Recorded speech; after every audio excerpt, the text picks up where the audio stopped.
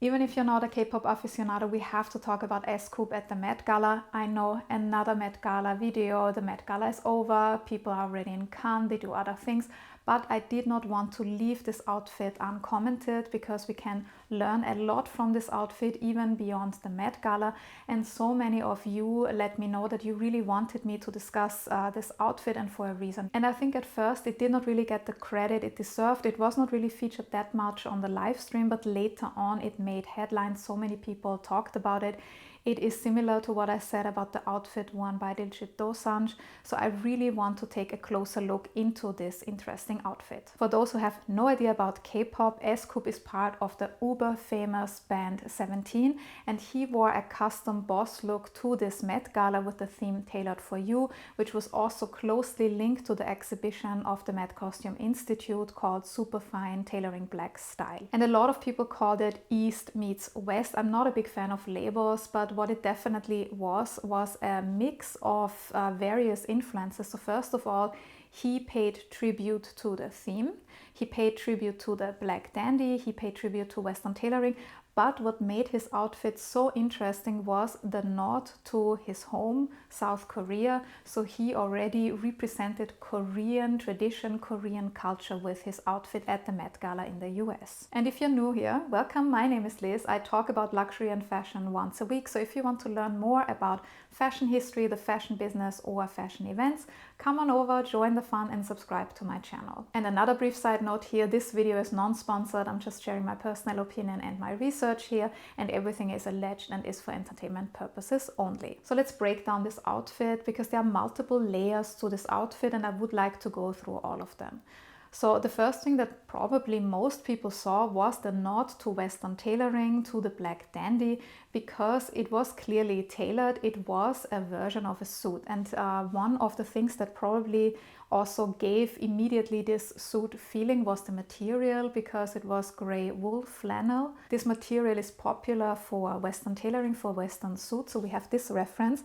But it actually also references a particular type of suit, the so-called suit. And this is a suit which is very closely linked also to black fashion, the Black Dandy, because this suit is double-breasted, the blazer is double-breasted, it has big shoulder pads, and also the trousers are exaggerated, they are quite big. So first of all, we see the same trousers here, they are quite big.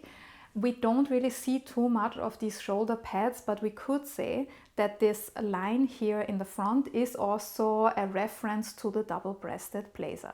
But we have to be very careful here. Not everything we see here is necessarily Western, because his outfit was inspired by Korean traditional clothing, the hanbok.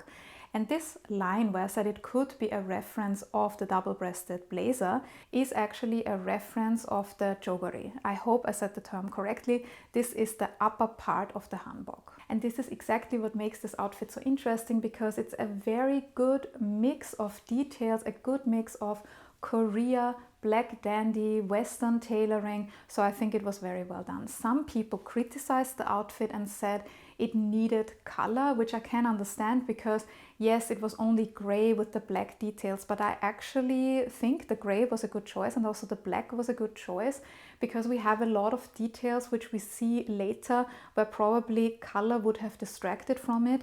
Furthermore, I think it closes this bridge between Korea, the hanbok, and then also the Black Dandy. So I personally did not mind that it was gray. Some people said at least they could have opted for navy, but I think that's a small detail. The theme of the gala was Tailored for You, so I think this is definitely a tick that we can make. It was tailored for SCoup by Boss. And I also think what he did really well here was to make it his own, because the theme also allowed the guest to interpret it in a way that they can also represent their own culture. And I think this is exactly what he was doing here. There's a further reason why I think they may have opted for that color. So like in Western clothing, also in Korean clothing, colors have certain meanings. And I would say in Asia in general, Korea, but also China, Japan, Thailand, colors have sometimes even more meaning than we know in Europe or in America, for example. And in the case of Korea, white stands for purity, and the hanbok of the common people was actually in white. And certain colors were only reserved to the rulers. For For example, we know that from Europe, for example, that royal blue was only reserved for the monarch because it was quite expensive to make. It was expensive to dye. So this was definitely a color that was reserved only for, let's say, the king. And this is also why we often call a particular shade of blue royal blue. And in Korea, it was similar. Red, for example, in certain periods was only for the sovereign. So we already have this. So he may have taken this and actually given a nod to the common people by not choosing any color. This is my personal assumption. Maybe I'm wrong here, but I think that may have been a reason. Even though the hanbok can come today in many different interpretations, there are rainbow hanboks and all of this, but I was thinking, why did he opt for gray in addition to this reference of the suit? And in general, the outfit itself is quite simple. It has an interesting cut, but there's not too much embellishment or decoration. And this might be another reason relating to the common people of Korea, because similar to the colors, decoration on clothing, embellishments, they were really expensive, and usually only rich people or royalty could afford that. It was similar in Europe. Ordinary people had their work clothes, and then they had Sunday clothes, which were a bit more expensive, but usually they were not heavily embellished. This may have been a reason why this outfit at the Met Gala was kept rather simple. This is my assumption. I really want to know what you think about this. Let me know in the comments below. When we look underneath this blazer, we see a shirt with a stand-up collar, which a lot of people would call Asian if given a big label, but it's actually also a reference to Korean garments. I talked about this in my video about the Armani Museum, where Giorgio Armani created garments inspired by Korea, so you can see that stand-up collar there a lot. And this outfit is all about the details. Let's look at the coat. We could mistake it for a long trench coat. Maybe that's on purpose. Again, this nod to tailoring and dandyism, black dandyism. But I actually assume that, again, this is a reference of the hanbok, because very often a coat is part of the whole hanbok. And two coats relating to the hanbok are the durumagi and the doppo. Again, I hope I said the term correctly. And judging from the look, I think it may be a reference of the doppo coat. This is my assumption. I have to put a disclaimer here. I'm not an expert in Korean fashion history or art history. My focus is rather on China and Thailand. So if you know more about Korean fashion history, Korean garments, please feel free and let me know in the comments below. Judging from the look and my research, I think it is a doppo. And this doppo has been worn since the 16th century, so it has a very long tradition. In the beginnings, it was usually reserved for Confucian scholars, kings, and government officials. So if my previous assumption is correct, that SCoup wanted to pay tribute to the common Korean people, this is actually quite a nice twist with this coat that was reserved for the upper class, that he also wears it. Again, this is my personal assumption. It could be a rather normal coat, but I have further reasons for that. And this also reminded me of Coleman Domingo. I know he looks very different, but the idea was the same.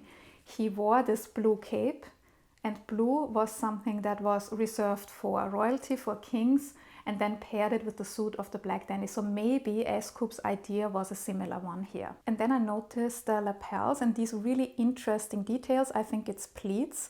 It looks really great, and it's in this geometric form. And at first I thought, okay, this is again a reference to the Western suit, the Western blazer, it could be.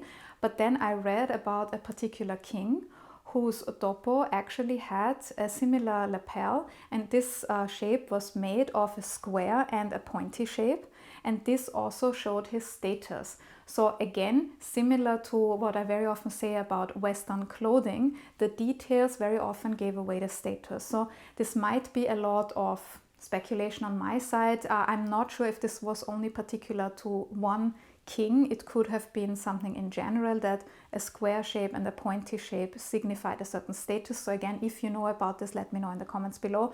But again, we see that here.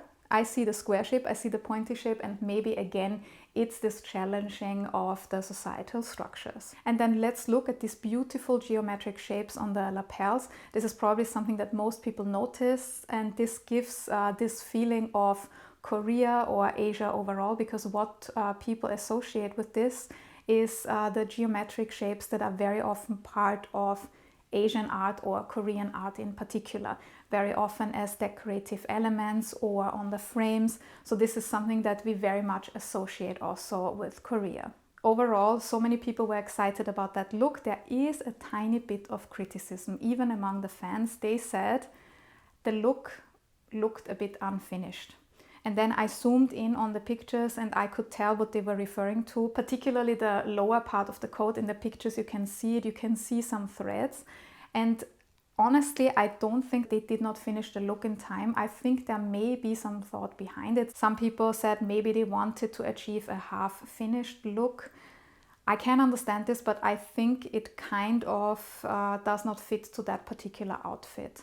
So I also don't think it was unfinished or sloppy work, because I would not expect that from a company like Boss, because Boss stands for the tailoring, the details. I don't think they would want to do that, particularly at the Met Gala, even if it was on trend.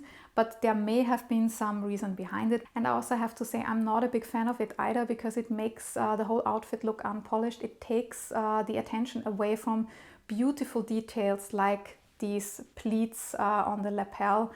So I think it didn't really do him justice. So this is a detail that they could have left out, maybe make the look more polished. But I do have to say, overall, I think this was one of the best looks of the Met Gala, even though, yes, it might not be the look that you notice immediately on the red carpet or blue carpet, but it does not have to be flamboyant. It doesn't have to be exaggerated. I actually prefer the outfits that are more into the details, where you need to know the background. Maybe you have seen my video about the Met Gala last year, where I really liked Lewis Hamilton's outfit, which was a black outfit, and some people criticized me for this, but I still think it was one of the strongest outfits. So in this case, I also think very well done. They did their homework, and what I particularly liked is that it was not only tailored for you, it was not only the nod to black fashion, black dandyism. And what I appreciated so much about this interpretation was not only that it was on theme. A lot of people this year were on theme, which is a bit different to other years, but they put a lot of thought into this outfit, and it was not only the nod to the dandy or the black dandy, it actually expressed something quintessential dandy. Because what do dandies do? They challenge society, they challenge the structures. They do not follow fashion, they make fashion their own, they live fashion, it's a lifestyle for them. And they also express themselves. And I think all of these points are taken up in this really great Met Gala outfit. So what about you? What did you think about this outfit? Are you also a fan, or did you not like it? Please let me know in the comments below.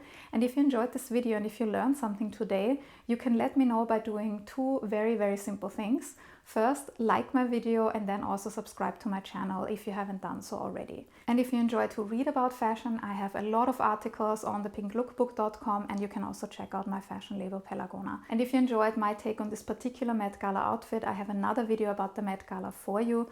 Thank you very much for joining me in this video, and see you in the next one.